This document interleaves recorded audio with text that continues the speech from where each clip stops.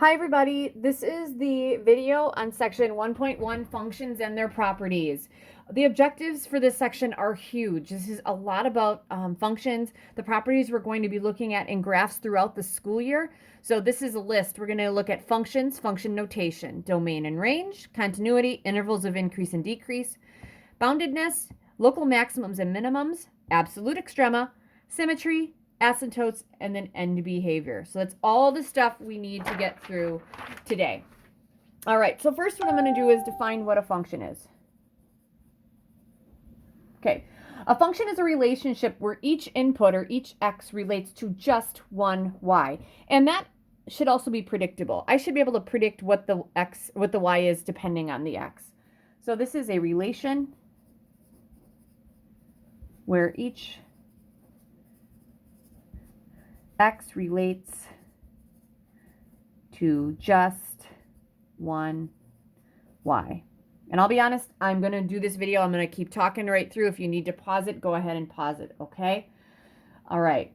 So if I want to look at my first group, example 1, is it a function? First one is x plus y squared equals 8 versus the second one. Let's go with x squared plus y equals 8. All right. Okay, so to figure out if it's a function, we're going to get the y by itself. So here I would subtract x and then take the square root. Y would equal plus or minus the square root of 8 minus x. All right, would it make sense, you guys, that if, let's say I made x, and I know what I'm doing here because making them certain things. Let's say x equals 4. If I put 4 in there, 8 minus 4 is 4. The square root of 4 is 2, but it would be plus or minus 2. So when x is 4, y would equal plus or minus 2. This makes it not a function because I can only get one y. I got 2, all right? Whereas here, if I subtract an x squared from both sides, y equals 8 minus x squared. If I would put 4 in here, 8 minus 4 squared is 16. That would give me a y equals negative 8 minus 16 is negative 8. That is a function. And I will tell you there is something about the exponent of a 1 on the y versus a 2 that tells you if it's going to be a function or not. There's something about those exponents that will give you helpful hints. If not, you just go and do what I just did. All right, next thing, domain and range. Okay, we're going to find the domain and the range. We have done this before. Domain is the set of inputs for a function. And the range is the set of outputs for a function. Now, the range we're going to look at through mostly just through the graph, but the domain has restrictions. So restrictions on the domain. Domain restrictions. We have talked a little bit about this. What are 2 things in math you cannot do? Number 1, we cannot take the square root of a negative. You can't do that. Okay, I know we get imaginaries, but you cannot have imaginaries in your domain. You have to have just real numbers. Second thing, you cannot divide by 0. All right, you cannot do those things. All right, so this is, first one was example 1. Here we go, example 2. Find the domain. And we're going to do this in interval notation. All right, I have an A.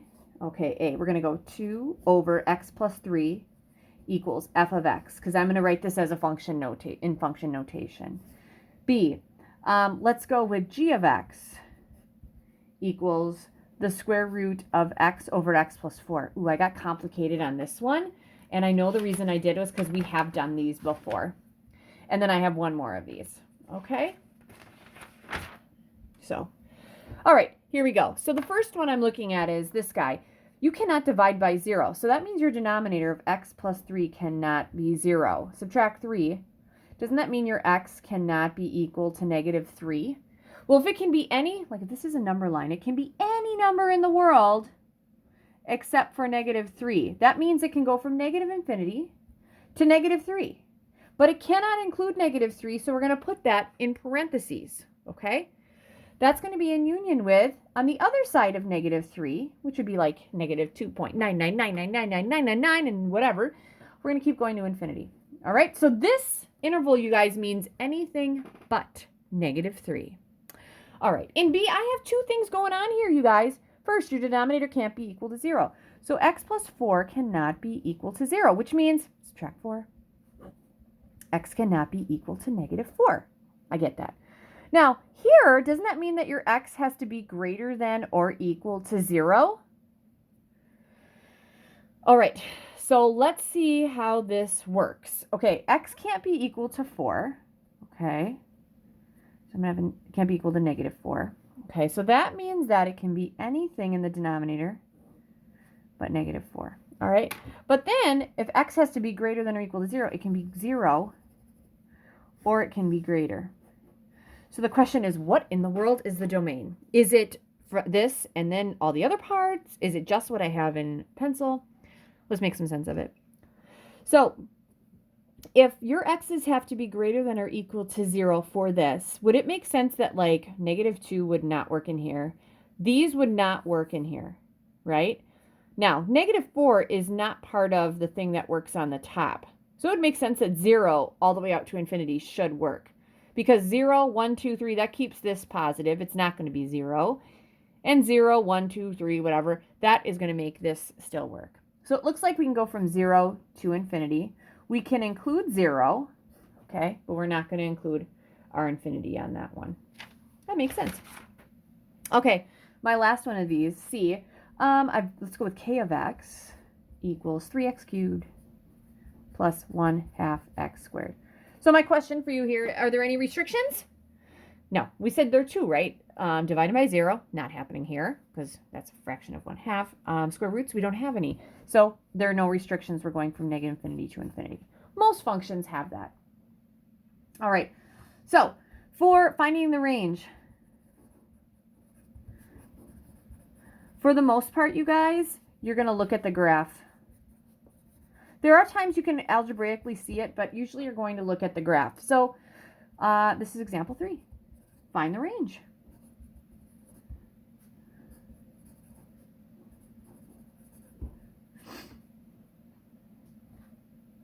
Okay.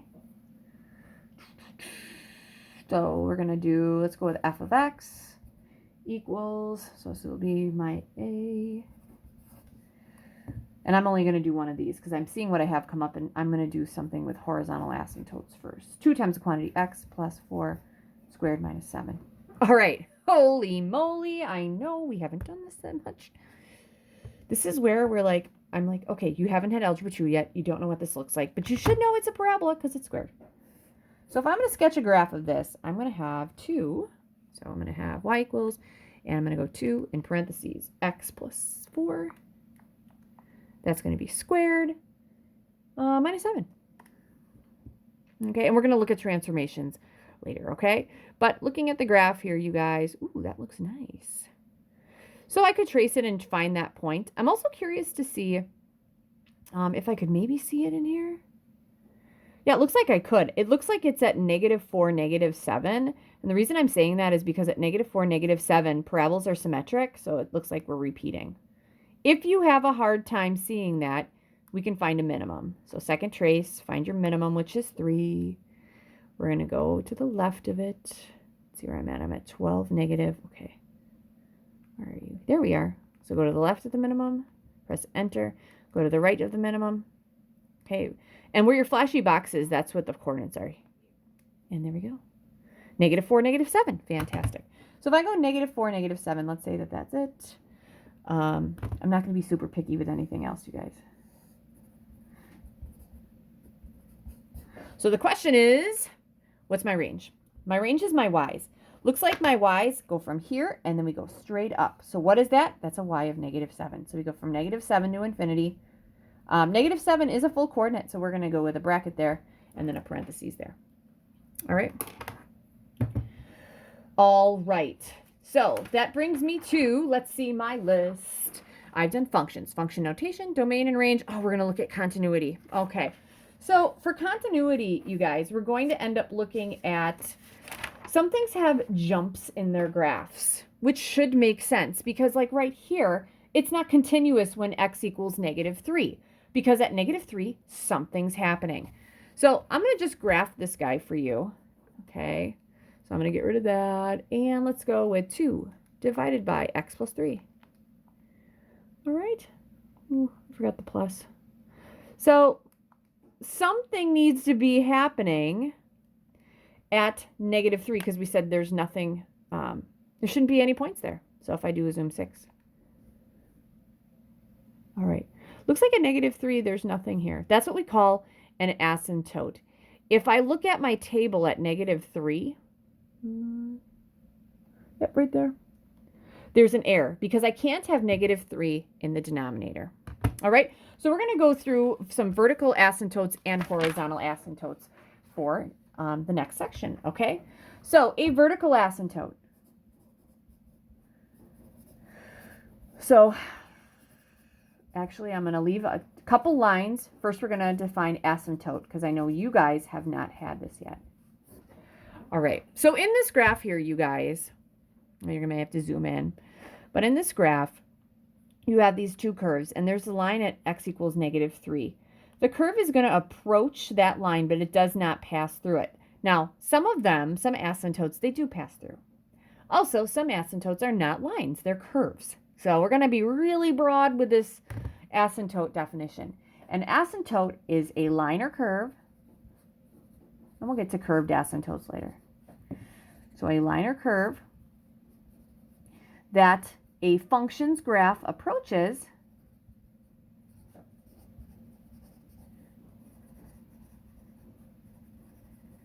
and sometimes passes through.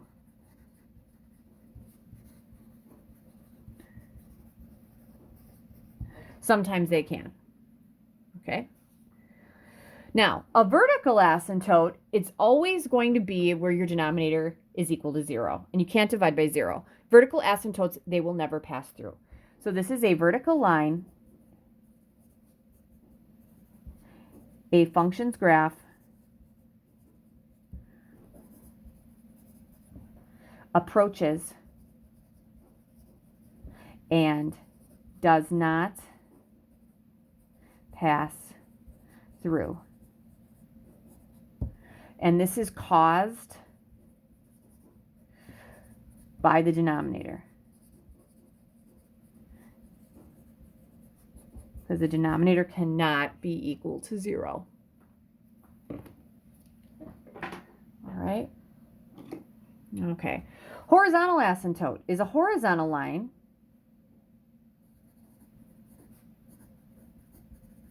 I know this is a lot of asymptotes definitions, and this is just a lot because we have a lot of stuff this section. This is a big one. Horizontal asymptote is a horizontal line that a function's graph approaches, and actually sometimes, you guys, it passes through. So a horizontal line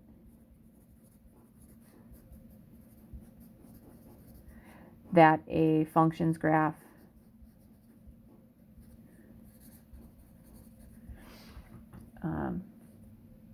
approaches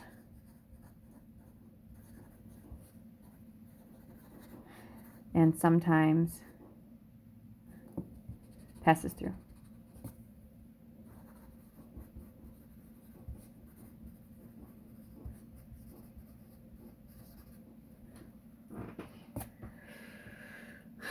All right.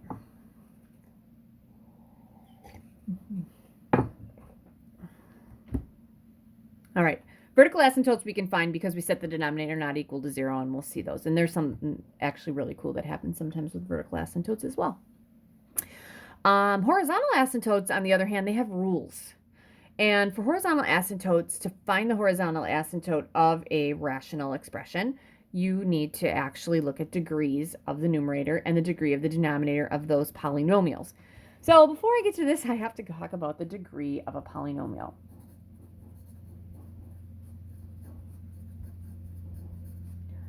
I'm sure you're like, gosh, this is so much. It is so much. And I apologize, but this is just the way it is with 2 years in one, because this is all the stuff you would have had last year. Urgh. All right. So degree of a polynomial. Okay, I'm going to give you an example first. Let's say my polynomial is f of x equals 6x to the 4th power plus 3x cubed minus 8x squared plus 2. Let's say that that's it. All right. So this has what we call a degree, okay? And the degree of a polynomial is always the largest exponent on a variable. So here, and usually they go from largest to smallest. Sometimes they get all jazzed up, but in this case, the degree would be 4. The degree tells us a couple things about the polynomial when we graph them. We're going to get to that later. We really just need to be able to pick out the degree to get the horizontal asymptote rules down. So a degree of polynomials, this is the degree is the largest exponent on a variable and is always a number. Okay, it's always a number. All right, so just so that I don't run out of paper here, because I'm going to have some rules for horizontal asymptotes, and then we're going to talk about continuity in just a bit, okay? Rules for horizontal asymptotes, you guys.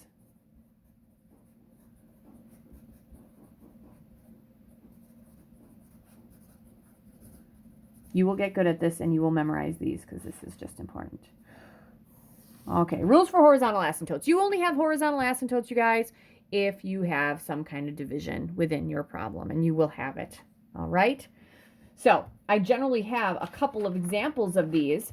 So here, I'm going to give you my example. So I'll give you the rules up here. About halfway down here, I'm going to say, find the horizontal asymptote.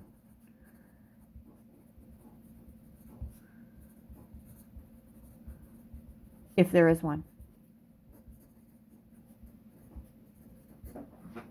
Okay, so if there is one.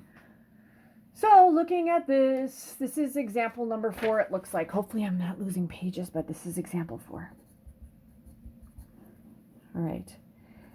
A, I'm going to give you the horizontal asymptote. Let's go with f of x equals 3 over x plus 5.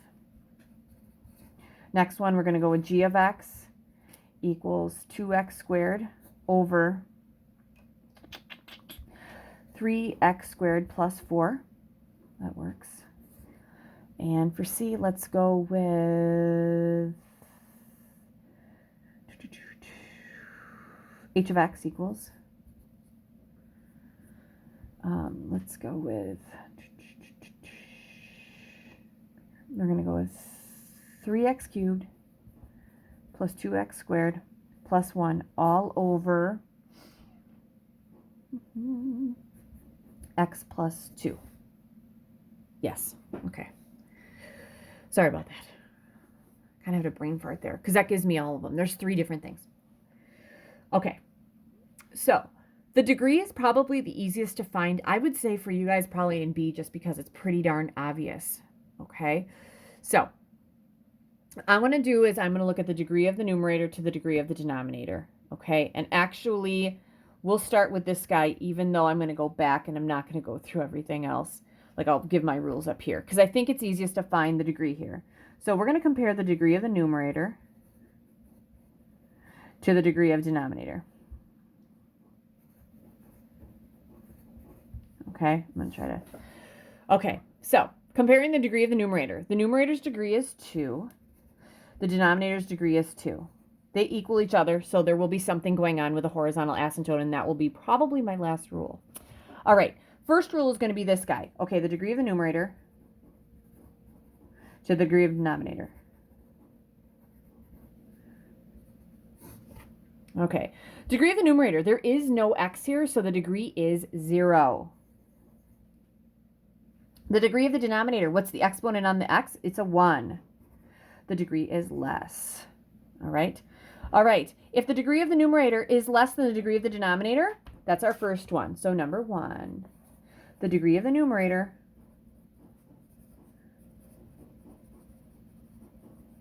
is less than the degree of the denominator.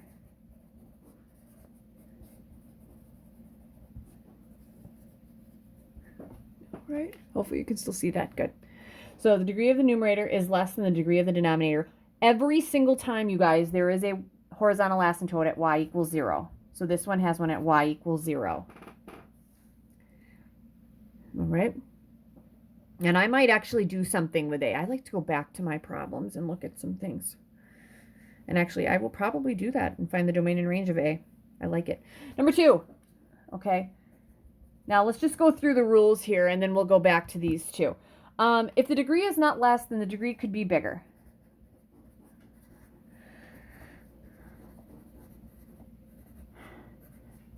Degree of the numerator is greater than the degree of the denominator.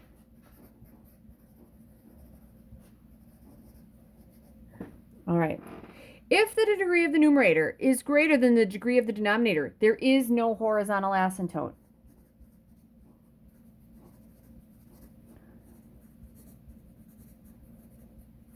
There could be, rather than a horizontal asymptote, you could have a what we call a slant asymptote. It's out of line. You could actually have a parabola for an asymptote. They're actually pretty cool.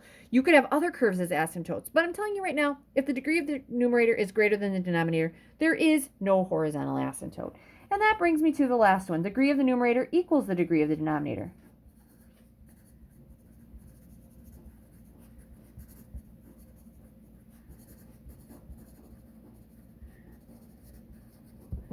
Okay. All right, let's go back to this sheet here with all these definitions, because I just remember there's another word that you don't know. But I'm going to use this guy again because I like it. Okay, next definition. Leading coefficient. All right, because I'm going to tell you something about leading coefficients. Okay, the leading coefficient is the coefficient. Okay, remember, coefficients are numbers in front of variable expressions. So like 6, 3, 8, or -8, those are what we call coefficients. The leading coefficient is the coefficient in front of the term that gives us the degree of the polynomial. So this is the coefficient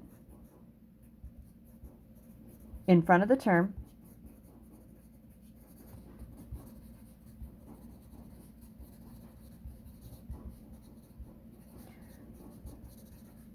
that gives us the degree of the polynomial.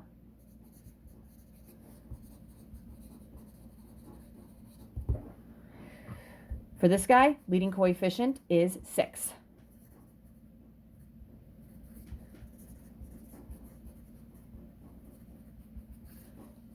Right? All right, which brings me back to this thing, because that's so important. The degree of the numerator is equal to the degree of the denominator. It has a horizontal asymptote. It's y equals, because all horizontal lines should have the same y. It's y equals. We're going to take the the leading coefficient of the numerator.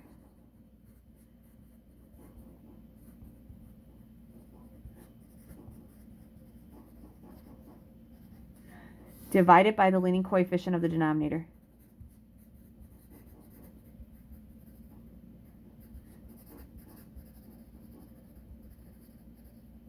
Sorry, I'm getting sloppy in my work because I've been on this for like 24 minutes. And I know we're not close to being done. Ugh. So if it's less than, it's y equals 0 every single time. If it's greater than, it does not have a horizontal asymptote. If it's equal to, we're going to take the leading coefficient of the numerator divided by the leading coefficient of the denominator. Oh, ding, ding, ding. Number 4, part B. Leading, they're the same. It has a horizontal asymptote at y equals, leading coefficient of the numerator would be 2 over leading coefficient of the denominator would be 3. All right, and I'm going to actually graph A with that one. All right, and in C, degree of the numerator versus the degree of the denominator. Sorry, degree of numerator, denominator. Numerator, 3. Denominator, 1. 3 is greater than 1. Ooh, no horizontal asymptote.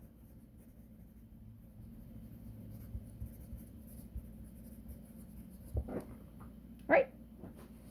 All right. So what I want to do is I do want to very, very briefly look at the A, and I'm going to find the degree. I'm going to look at the graph. We can also graph in our calculators. I'm not like really huge on making sure everything is spectacularly perfect. I used to be like that, but now it's like, I've got a calculator, I can do it. All right, so this is my graph, the function for A. F of x equals, this was 3 over x plus 5. All right, so first thing, I know that there's a restriction in the domain. X plus 5 cannot be equal to 0. Subtract 5. X cannot be equal to negative 5. We went over that very briefly in a different graph, but I know at negative 5, 1, 2, 3, 4, negative 5, there should be absolutely no points on the graph there. So I'm going to make a yellow line here at negative 5. All right, the next thing, so we have a vertical asymptote at x equals negative 5. Now, horizontal asymptote. We just found that. The degree of the numerator, there is no x, so the degree of the numerator is 0. The degree of the denominator, it's x to the first. This is less, so it's y equals 0. So that means it's the x-axis. Okay? Now, I'll tell you right now that you're not going to get anything on these asymptotes, okay? So we'll look at a couple things. So I'm going to put this in here. I think it might be in here. I can't remember. Nope, I didn't do this one. It's 3 divided by, we had x plus 5.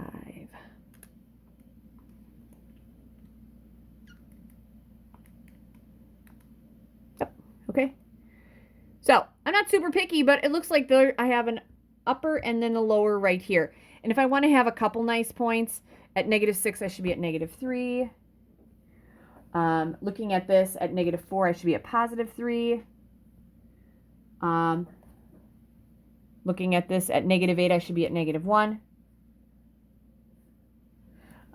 Looking at this, at negative 2, I should be at positive 1.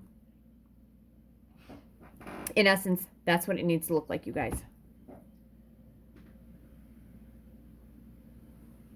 There we go. And there we go.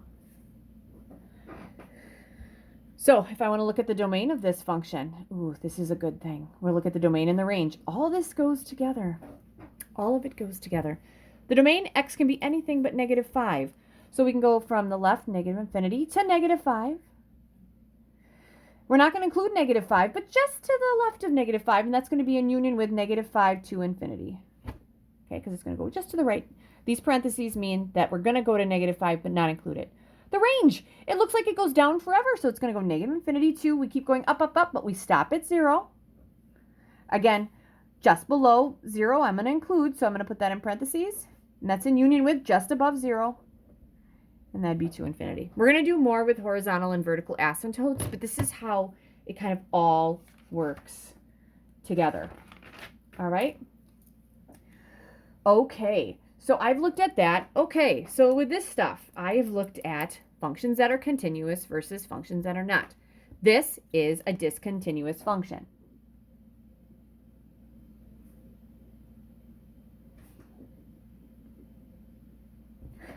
And that's because a discontinuous function I cannot graph by just keeping my pencil down. If I want to do this, I'd have to go from here, lift it up, and that makes it discontinuous. Okay? All right. This has what we call jump continuity. And because it has jump, it's because it goes all the way down and we have to jump way up here to get there. Okay? That discontinuity can also be called infinite discontinuity because it's infinitely discontinuous right through here. Okay? We also can have removable discontinuity, which means we'd have some holes. Okay? So continuous, the big thing is continuous versus discontinuous. It's kind of hard for you guys to read that, I'm sure. So if a function is continuous,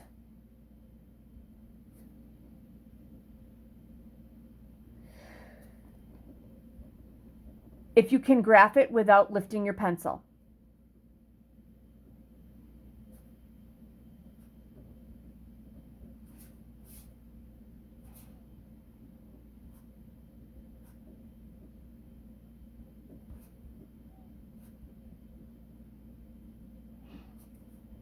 A function is discontinuous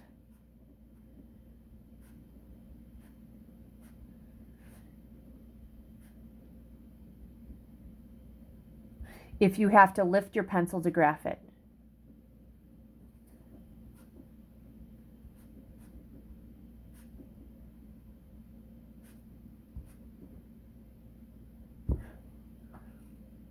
All right, that's the difference. Okay. So, many of you guys probably don't have your books, so I can do some illustrations on what all the kinds of discontinuous things are, okay? If we have something like what we had before, okay, so if I have something with an asymptote, let's say my asymptote is right here, and I'll even give it like this, like we had before, and let's say I have something like this. Okay, this is infinite discontinuity.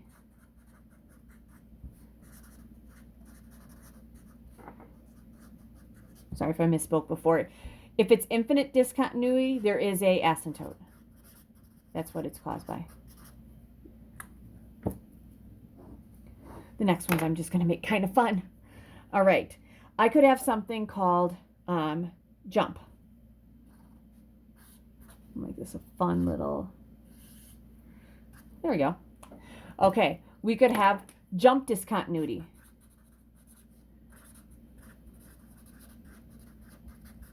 That's this guy, because we're jumping from this part of the graph up there.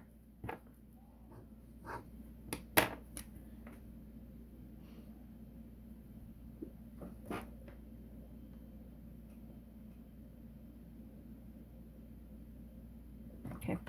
Sorry, see, I was seeing two pictures that actually look the same, and I'm like, what the heck is that? Removable, removable. Okay. Don't know why this picture's on this book twice, but here we go. I know that this is removable discontinuity.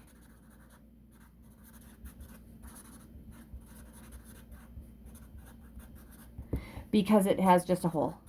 And we're going to have holes in graphs too. It's going to be so much fun. I love holes in graphs. So much fun. All right, so those are all of my things and how they are continuous or not continuous. All right, we may have to go to 2 videos because I might be running out of some space here. Okay. All right, so we have to look at increasing and decreasing functions, and we're going to look at boundedness next. Okay, I think the easiest way that I did this in the past, sorry, we're not really, is I just made a graph. Okay, guys, so here